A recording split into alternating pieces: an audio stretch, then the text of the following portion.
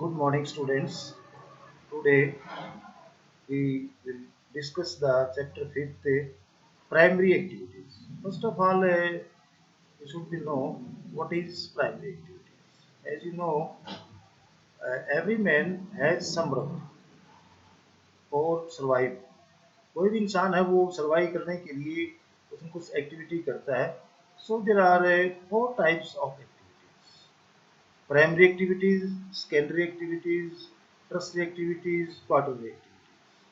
यानी primary activities या कोई भी एक्टिविटीज हो जिससे वो कुछ अर्न करता हो. तो यहाँ पर हमें पढ़ेंगे प्राइमरी एक्टिविटीज के बारे में. First of all we know what is primary activities. Primary activities are directly dependent on the environment as these refer to utilization of the earth resource such as land, water, vegetation, building, materials and minerals. यानी हम directly जब environment के साथ कोई interaction करते हो, direct कोई चीज पैदा करते हैं, वो सारी की सारी प्राइमरी एक्टिविटीज कहलाती है. Thus include the hunting and gathering, pastoral activities, fishing, forestry, agriculture, mining and tourism. These are the primary activities. जो लोग बाहर काम करते हैं उनको बोलते हैं रेड कॉलर.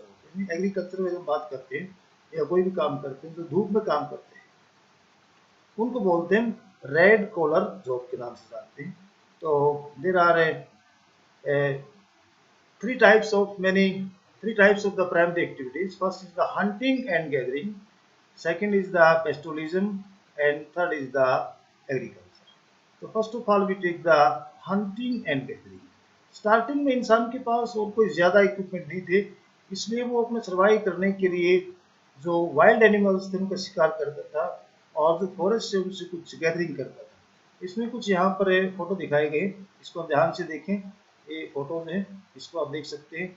और ये एरियाज इसके देख सकते हैं कहाँ कहाँ, जैसे इसके एरियाज हैं, ये मेन एरियाज इसको आप दिखा सकते हैं कि कहाँ कहाँ. जैसे नॉर्थ एटलांटिक कोस्ट है, यहाँ पर है, अफ्रीकन एरिया है, सेंट्रल अफ्रीका है, और ये इसके बाद यूरेशिया है, जो नॉर्थ एशियन पार्ट है उसके बारे में. इसी प्रकार से साउथ अमेरिका है, उसके आसपास भी होता था.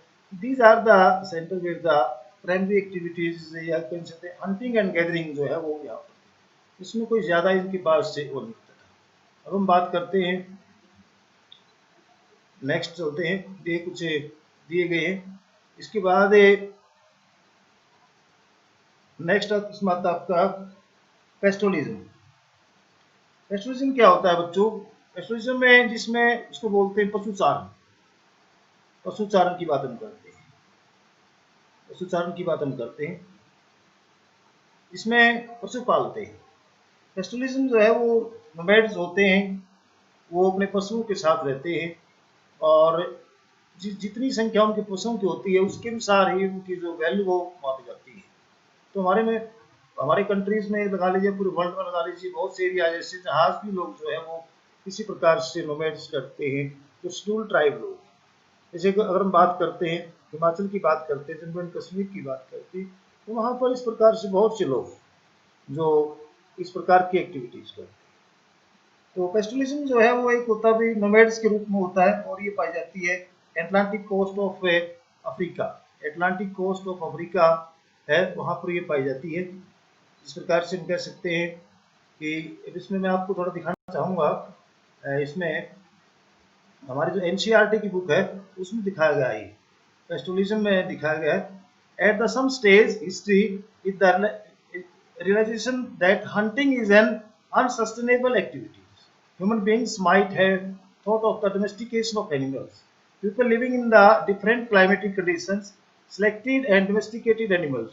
जहाँ जिस प्रकार के डोमेस्टिक एनिमल पाए जाते हैं उसी प्रकार से उन पशुओं को वो पालता है. तो ये आप कह सकते हैं, जैसे देख सकते हैं आप इसमें, तो ये दिखाया गया इसमें.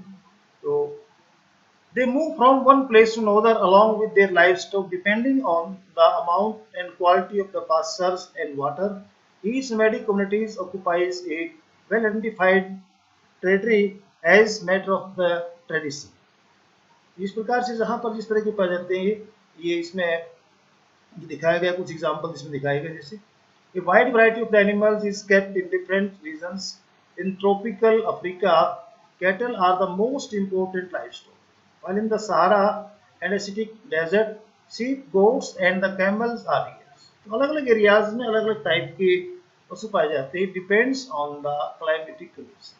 In the mountainous areas of the Tibet and Andes, yak and llamas in the Arctic and subarctic areas. Reindeer are most in the important animals. तो अलग अलग एरियाज में इस प्रकार से ये अलग अलग चीजें पाई जाती हैं, तो इसको हमें कह सकते हैं. ये था आपका. उसके बाद हम बात करते हैं, एक होता है commercial livestock rearing. Unlike nomadic herding, commercial livestock rearing are more organized and capital intensive. Commercial livestock ranching is essentially as with the Western culture and is practiced on the permanent.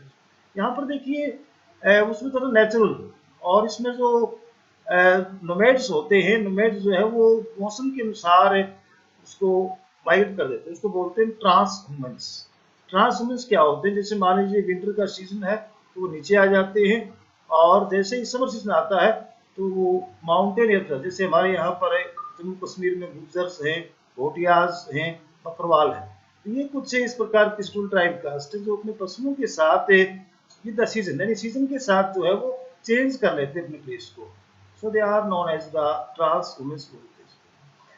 लेकिन इसमें जो commercial live stock है वो इसमें एक ही स्थान पर पशु पाए जाते हैं, बड़े बड़े रेंच होते हैं, और वहाँ पर पशुओं को घूमने के लिए फ्रीली जो है वो जगह होती है, और वहाँ एक सिस्टम से these ranches cover the large areas and are divided into a number of the parcels. उसके पार्सल बना देते हैं which are fenced to regulate the grazing, और उसकी चारों तरफ में फेंसिंग होती है.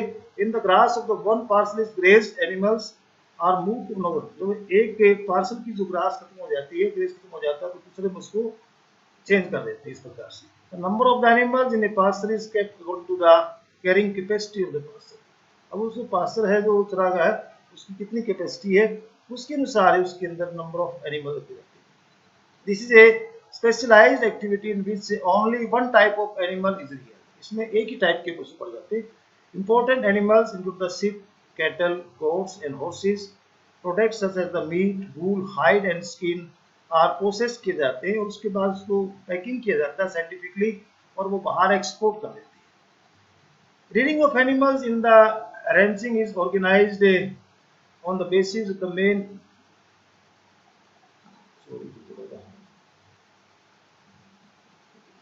इसमें कुछ एरियाज दिए गए हैं, मैप में दिखाने का प्रयास करूंगा मैं आपको थोड़ा सा. ये कुछ एरियाज इसमें मैप में दिखाए गए जहाँ पर ये पाए जाते हैं. एक मैप दिया गया जहाँ पर ये आप देखते हैं मार्किंग, तो ये इसका एरियाज है जहाँ इस प्रकार की एक्टिविटीज की जाती है. तो ये था आपका पेस्टोलॉजी. अब हम बात करते हैं एग्रीकल्चर की. सबसे पहले हम बात करेंगे एग्रीकल्चर में भी व्हाट इज एग्रीकल्चर. तो एग्रीकल्चर में जैसे हम बात करते हैं तो कितने टाइप की होती है एग्रीकल्चर, या इसके प्रकार कितने होते हैं, तो इसमें हम बात करते हैं. सबसे पहले what do mean by agriculture. तो एग्रीकल्चर में क्या होता है कि growing of crops, normally growing of crops and rearing of the animals are known as the agriculture. तो अब हम बात करते हैं टाइप्स ऑफ एग्रीकल्चर, कितने प्रकार की होती है एग्रीकल्चर. तो इसमें बहुत से टाइप्स हैं, जैसे कि मैं आपको बता सकता हूँ. तो इसमें टाइप्स यहाँ पर मैं आपकी बुक से लेते हैं. Agriculture is the practice, agriculture is the practiced under the multiple combination of physical and socio-economic conditions, which gives rise to different types of the agriculture system. Based on the method of farming, different types of crops are grown and livestock raised. यहाँ पर कुछ इसके types दिए गए. सबसे पहली है subsistence agriculture, जैसे कि नाम से ये, यानी जहाँ पर इतनी खेती की जाती है कि उसमें उसका गुजारा हो जाए, इसमें किसी प्रकार की कोई वो नहीं होती. ये भी दो प्रकार की होती है, एक इंटेंसिव होती है, एक होती है शिफ्टिंग एग्रीकल्चर. तो यहाँ पर हम बात करते हैं, सबसे पहले बात करेंगे subsistence agriculture is one in which the farming areas consumes all or needs of the products locally. यानी ये को बेचने के लिए उगाते हैं, ये सिर्फ अपने उगाते हैं. It can be grouped in the two categories, primitive subsistence agriculture and intensive. Primitive में क्या होता है कि इसमें उनके पास कोई ज़्यादा इक्विपमेंट नहीं होते और वो सिंपल से टूल्स होते हैं, सिंपल से टूल होते हैं और उसके साथ ही वो खेती बाड़ी करते हैं। प्रिमिटिव सब्सिस्टेंस एग्रीकल्चर और shifting agriculture is widely practiced by the many tribes in tropics, especially in the Africa, South and Central America and Southeast Asia। ये कुछ एरियाज है जहाँ पर इस प्रकार की खेती की जाती है। इसमें आप देख सकते हैं, आगे दिखाएंगे आपको हम, ये कुछ एरियाज इसमें दिखाए गए हैं जहाँ पर ये दिखाया गया है। ये जहाँ पर जो मार्क किया गया ये इसका एक मैप है, आपकी बुक में भी होगा ये, और इसको आप देख सकते हैं कहाँ कहाँ ये दिखाई जाती है एग्रीकल्चर। ये था आपका, ये देख सकते हैं आप ये एरियाज में। इसमें कुछ कमर्शियल लाइफ स्टोर दिखाया गया। उसके बाद एक मैप और मैं आपको दिखाना चाहूँगा जिसमें मिलेगा आपका ये तो area of the commercial life stock breeding का था। इसमें नेक्स्ट जो मैप है आप देख सकते हैं, इसमें जो नेक्स्ट मैप है मैं आपको धीरे धीरे कोशिश कर रहा हूँ दिखाने की। तो इसके नीचे मैप का नाम मिलेगा और ये देखते हैं, ये सब्सिस्टेंस एग्रीकल्चर का एरिया देख सकते हैं आप। ये तो इसमें ये दिखा सकते हैं आप ये एरियाज। तो ये था आपका area of primitive subsistence agriculture. तो इस प्रकार से ये है जो नेक्स्ट है, इसमें आप देख सकते हैं नेक्स्ट भी कोई मैप दिया हुआ इसमें। नेक्स्ट मैप ये देखिए, the vegetation is usually cleared by the fire. इसमें जो मेथड है वो कोई ज़्यादा इस प्रकार के मेथड जो आजकल है इसको हम स्लैश एंड बर्न एग्रीकल्चर भी कहते हैं। यानी इसमें जो वेजिटेशन होती है, जो फॉरेस्ट होते हैं, उनको कलर किया जाता है, चलाया जाता है। उसके बाद उससे जो एश पैदा होती है, एश को जो है एज ए फर्टिलिटी के रूप में यूज किया जाता है। So it is known as the slash and burn agriculture. Starting में इंसान जो है इसी प्रकार की खेती करता है सबसे पहले। इसको हम शिफ्टिंग एग्रीकल्चर भी कहते हैं, क्योंकि कुछ साल के बाद इसको शिफ्ट किया जाता है। वहाँ की जब फर्टिलिटी, सोयल की फर्टिलिटी कम हो जाती है, फिर इसके बाद नेक्स्ट प्लेस पर इस प्रकार की प्रोसेस होती है और इस प्रकार से इसको हम जो है शिफ्टिंग एग्रीकल्चर भी कहते हैं। Very primitive tool such as the sticks and इस प्रकार के सिंपल से टूल होते हैं उसके अंदर। After some time, 3 to 5 years, the soil loses its fertilities and the farmer shift to other parts and clear other parts, other patches of the forest for cultivation.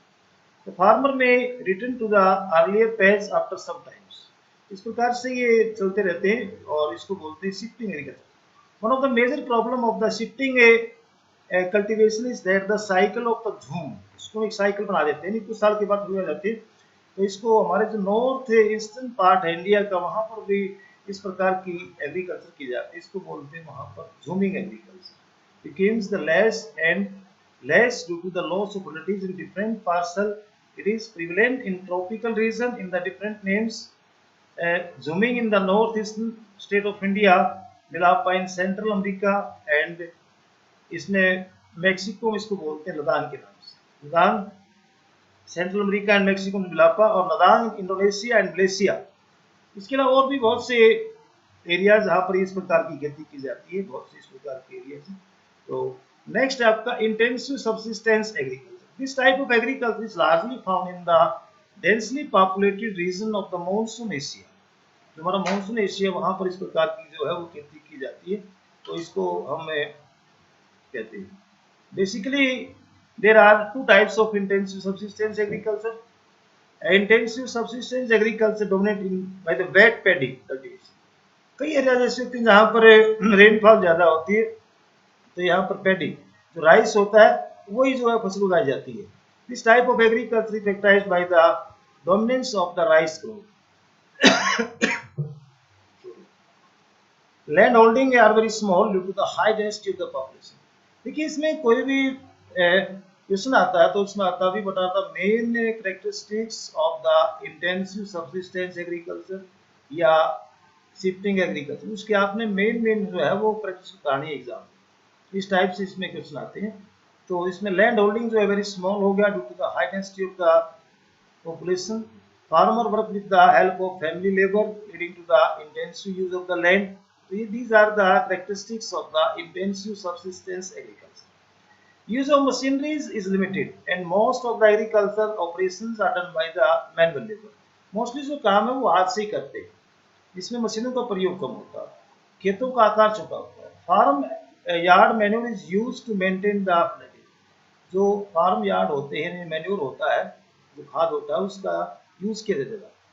क्योंकि यहाँ पर पॉपुलेशन ज़्यादा होती है, इसलिए उनका पेट भरने के लिए मैक्सिमम जो है वो प्रोडक्शन करने की कोशिश की जाती है। In this type of agriculture the yield per unit area is high.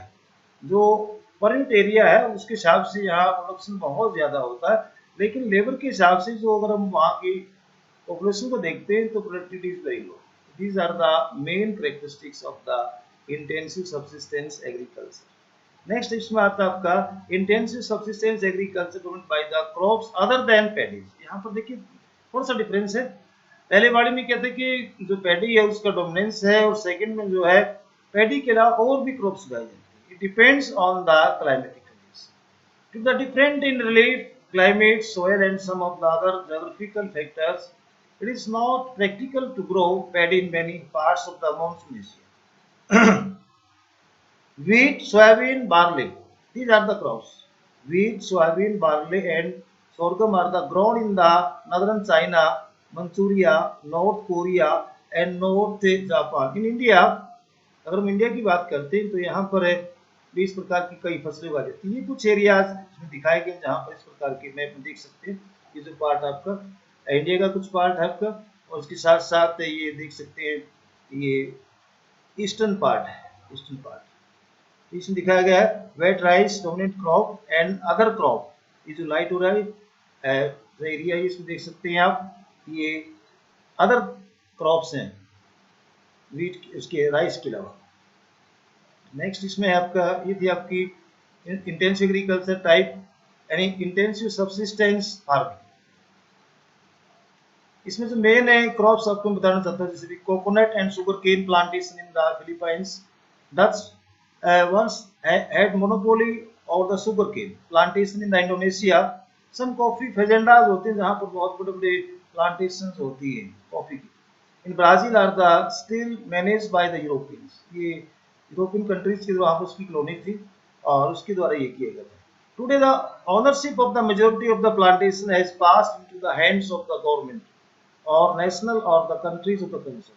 अब मोस्टली जो है ये उन्हीं के कंट्रीज के हाथों में चला रहा है। जैसे इंडिया की बात करते हैं तो इंडिया में पहले बहुत ज़्यादा था ये, चाहे वो आसाम का था या कर्नाटक का था।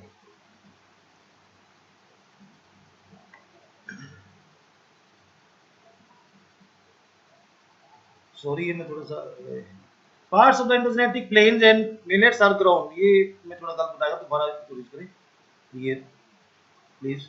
Parts of the Indonesian plains and millets are grown in the dry parts of western and the southern India. Most of the characteristics of this type of agriculture are similar to those dominated by the wet paddy, except that the irrigation is often used.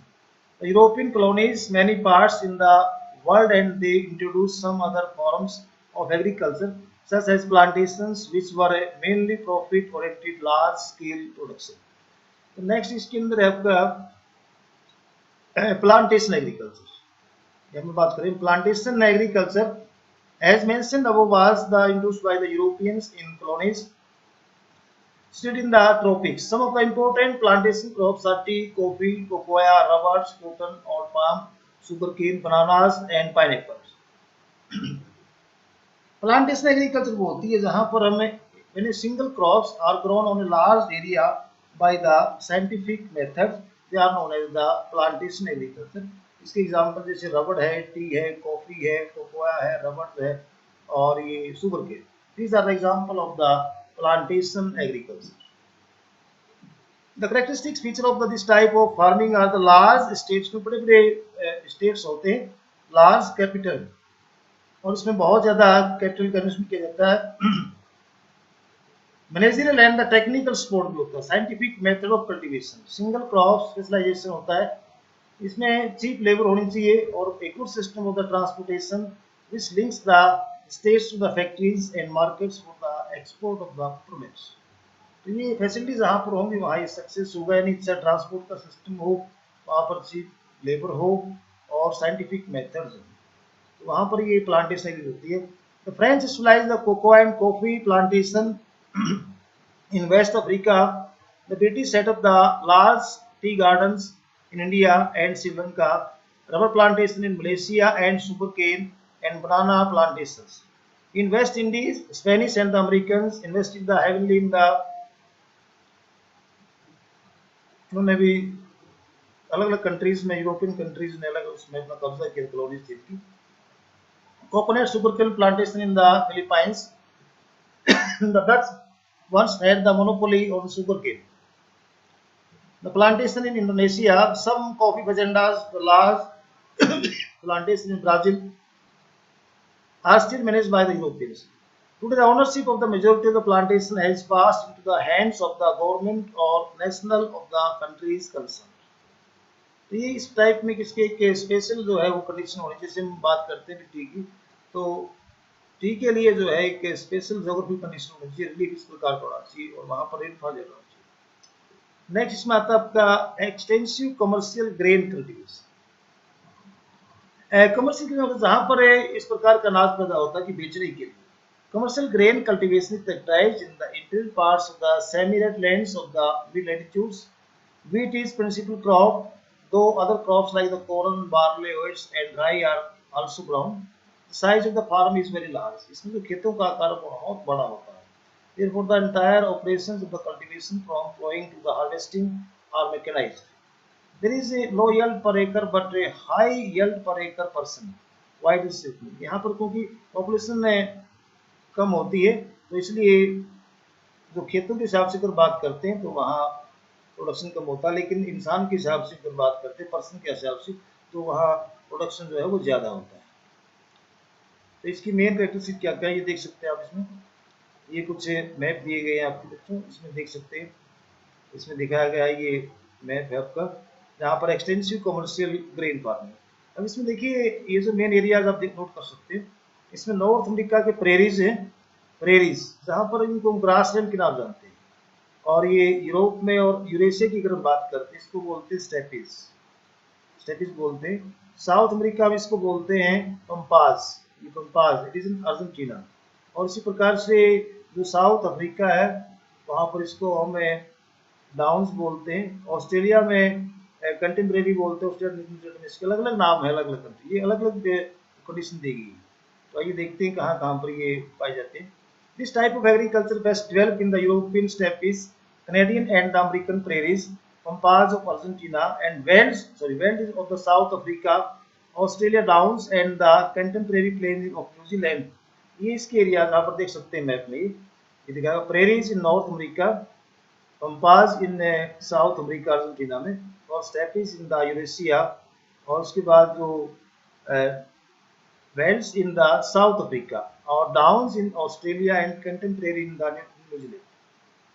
ये इसके कुछ विशेषता थी। Next इसमें आता है आपका mix farming. This form of the agriculture is found in the highly developed parts of the world. जो high developed parts north western Europe है, ईस्टर्न नॉर्थ अमेरिका है, parts of the Eurasia and temperate latitudes of the southern continents, ये इसके area जहां पर इस प्रकार की खेती की mix farming.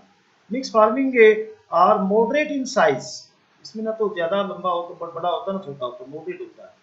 And usually the crop as with the it are the wheat, barley, oats, rye, maize, fodder, and the root crops.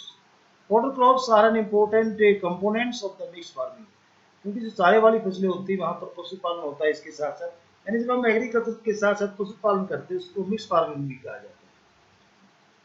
Crop rotation and intercropping, यहाँ पर देखिए क्रॉप रोटेशन भी होता है, यानी क्रॉप्स को जो है चेंज करके बोया जाता है, और इसके साथ साथ एक साथ दो फसलें हो जिसको बोलते हैं intercropping. Intercropping play important role in the maintenance of the, जैसे में साथ साथ में व्हीट उगाते हैं, ग्रेन उगा देते हैं, या उसके साथ बार्ले उगाते हैं, इस प्रकार दो फसलें एक साथ उगाई जाती है।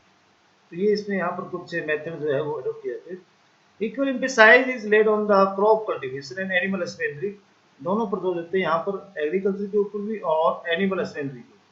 Animals like the cattle, sheep, pigs, and the poultry provide the main income along with the crops. तो क्रॉप के साथ साथ यहाँ पर ये इनके साथ मेन इनकम लेते हैं। Mix farming characterized by the high capital expenditure on farm machinery. तो यहाँ पर कैपिटल ज़्यादा लगती है। Building extensive use of the chemical fertilizers and green manures, and also by the skill and the specialization of the farmers. These are the main characteristics of the mixed farming. Next इसमें है farming आपका dairy farming. Dairy is the most advance and the efficient type of the rearing of milk animals. It is highly capital intensive. Animal sheds, storage facilities for the fodder, feeding and the milking machines add to the cost of the dairy farming. इस प्रकार की सारी जो modern facility यहाँ पर पाई जाती है। Special emphasise is laid on the cattle breeding, health care and the veterinary services. तो यहाँ पर डेयरी फार्मिंग होती है वहाँ इस प्रकार की सर्विस पाई जाती है। और इसमें कुछ कंट्रीज जो स्पेशलाइज है इसके लिए, वहाँ पर स्पेशल जो है वो पशुपालन का ही धंधा करते हैं और वो इसका जितना भी मटेरियल है वो एक्सपोर्ट किया जाता है। तो ये इसकी कुछ मैं आपको दिखाना चाहूँगा। यहाँ पर ये मैप दिया गया है, इस मैप में देख सकते हैं आप। ये मैप आपका मिक्स फार्मिंग का है। ये जहाँ पहले ज़्यादा मिक्स फार्मिंग नॉर्थ अमेरिका का एरिया है, यूरोप का एरिया है, और ये कुछ साउथ अमेरिका का एरिया, अर्जेंटीना का एरिया है, और अफ्रीकन कंट्रीज का एरिया है। उसके बाद इसमें यहाँ पर देख सकते हैं आप, इसमें डेयरी फार्मिंग के बारे में बता रहा था मैं आपको। It is highly labour intensive as it involves the rigorous care in the feeding and milking. There is no season of the during the year in the case of the crop raising. It is prioritized mainly the near urban and the industrial centers, which provide the neighborhood markets for the fresh milk and the dairy products. Development of transportation, refrigeration, pasteurization, इस प्रकार की जो modern facility है, क्योंकि export किया जाता है यहाँ से जो भी मिल्क है या उसका जो प्रोडक्ट है उसको रेफ्रिजरेट करके, प्रिजर्वेशन करके, प्रोसेस्ड करके इसको एक्सपोर्ट किया जाता है ताकि वो लंबे समय तक ठीक ठाक रहे। There are three main reasons of the commercial dairy farming. The largest in the northwestern Europe. अगर हम बात करते हैं नॉर्थ वेस्टर्न यूरोप की, डेनमार्क, जर्मनी, ये सारा का सारा ये देख सकते हैं। The largest in the northwestern Europe is the second is Canada and third is the belt of the southeastern Australia, New Zealand and Tasmania. ये एरिया जहाँ पर इस प्रकार की डेयरी फार्मिंग की जाती है। नेक्स्ट है आपका बात करते हैं मेडिटेरियन एग्रीकल्चर। मेडिटेरियन सी है अफ्रीका के नॉर्थ में और उसके सराउंडिंग में जितना भी एरिया है तो वहाँ इस प्रकार की खेती की जाती है। Mediterranean agriculture is highly specialised commercial agriculture ही। It is practiced in the countries on either side of the Mediterranean Sea. देख सकते हैं इसमें कुछ एग्जांपल दे रखी है। मेडिटेरियन में सी, these are the some maps, देख सकते हैं आप इसमें ये मैप दिया गया है। ये आपका डेयरी फार्मिंग का है, डेयरी फार्मिंग का देख सकते हैं एरियाज। ये नॉर्थ वेस्टर्न यूरोप का एरिया है, ऑस्ट्रेलिया का एरिया है, और ये ईस्टर्न नॉर्थ अमेरिका, कनाडा और यूएसए के। तो यहाँ पर see in the Europe of the North Africa and Tunisia to Atlantic coast, southern California, central Chile, and southwestern parts of the South Africa and south and the southwestern part of Australia. This region is an important supplier of the citrus fruits. यहाँ पर देखिए citrus जितने भी जैसे नींबू है, lemon है, और इस प्रकार के जितने भी फ्रूट हैं, जैसे ग्रेप्स है, तो ये जो सिट्रस फ्रूट्स जो खट्टे फ्रूट्स हैं रसदार, वो यहाँ पर उगाए जाते हैं। यहाँ पर मेन होता है अंगूर के बारे में, विटिकल्चर बोलते हैं। Viticulture of the grape cultivation is specially of the Mediterranean region. The best quality of wine जो होती है वर्ल्ड की यहाँ पर पाई जाती है। Flavours are produced from the high quality grapes in various countries of this region. The inferior grapes are dried into the raisins and grapes. This region also produces the olive and figs. The advantage of the Mediterranean agriculture is that more valuable crops such as the fruits and vegetables are grown in winters, when there is a great demand in the European and North American markets. यहाँ पर इसकी demand होती है areas में।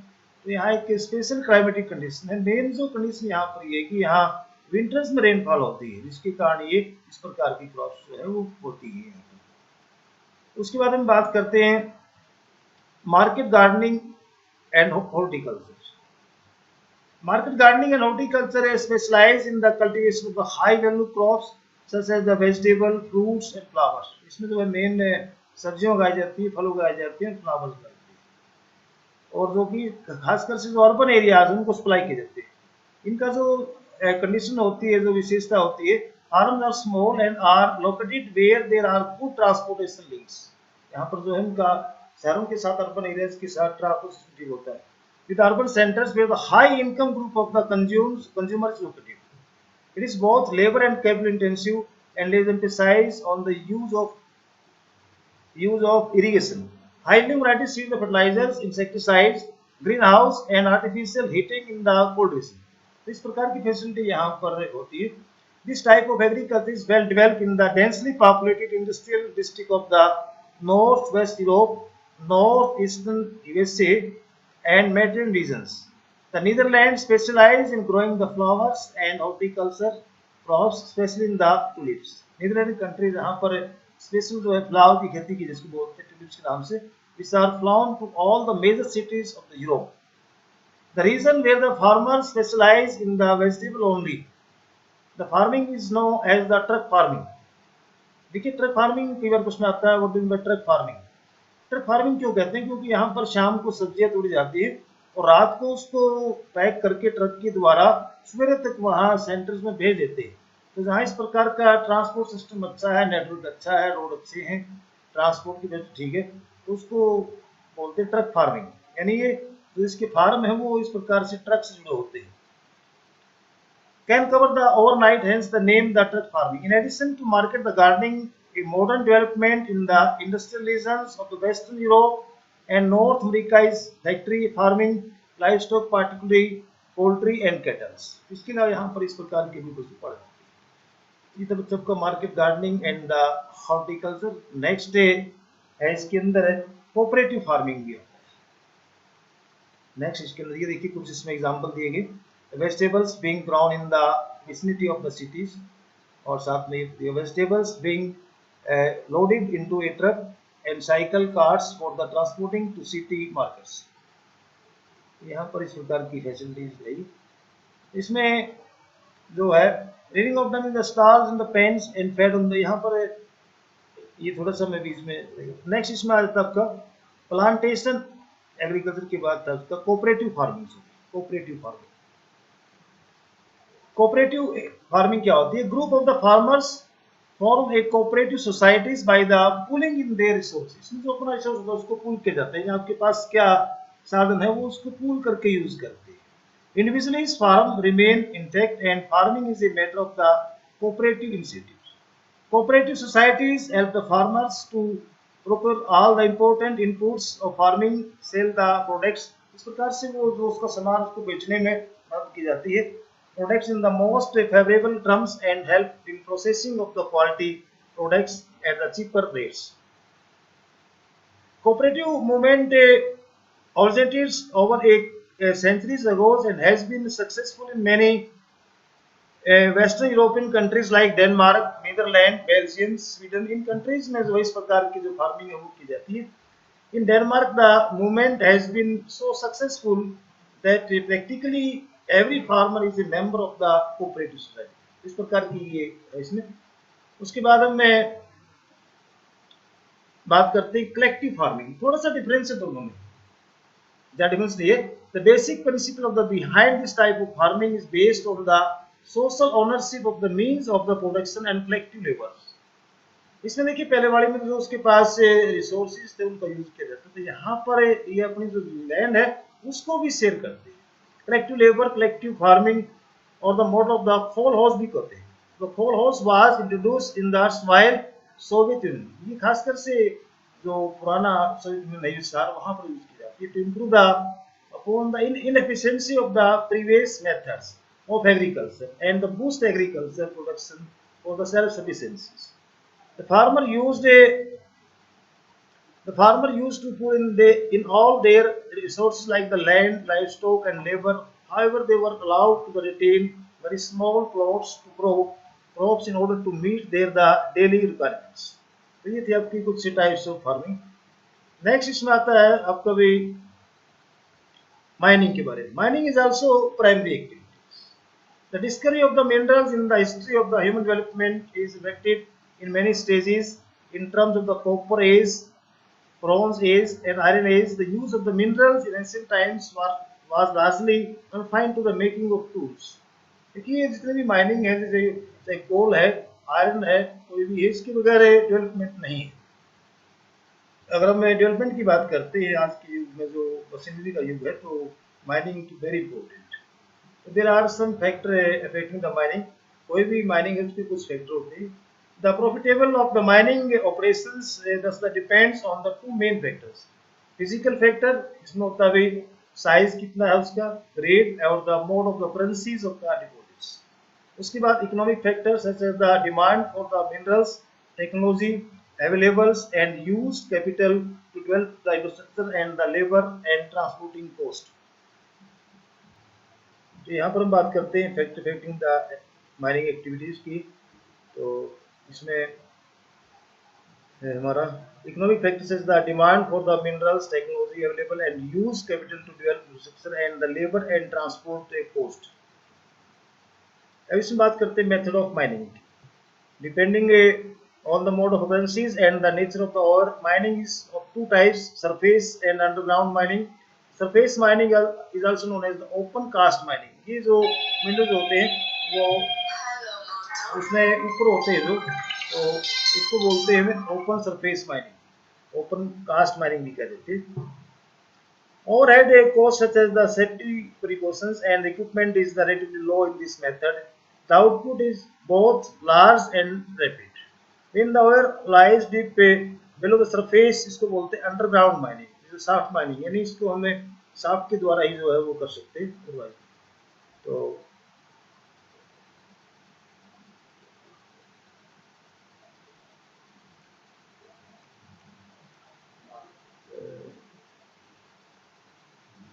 क्या होगा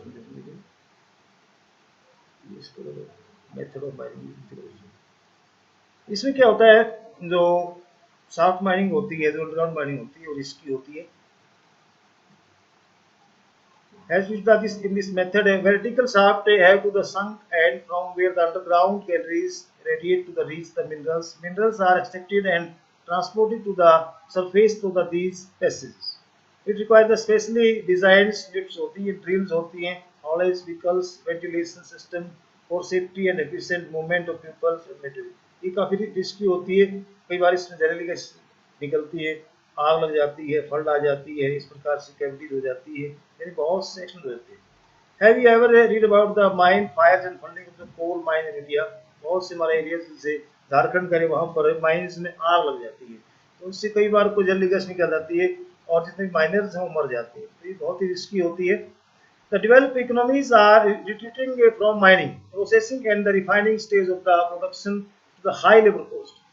अब जितनी भी डेवलप इकोनॉमीज है वो इसके पीछे हट रही है, क्योंकि इसका जो खर्चा है बहुत ज्यादा, रिफाइनिंग का खर्चा बहुत ज्यादा, माइनिंग का खर्चा बहुत ज्यादा, लेबर कॉस्ट ज्यादा। While the developing countries with the large labor costs and striving for the higher standard of living are becoming more important। Several countries of Africa and few of the South America and Asia have the over 50% of the earnings from the metals।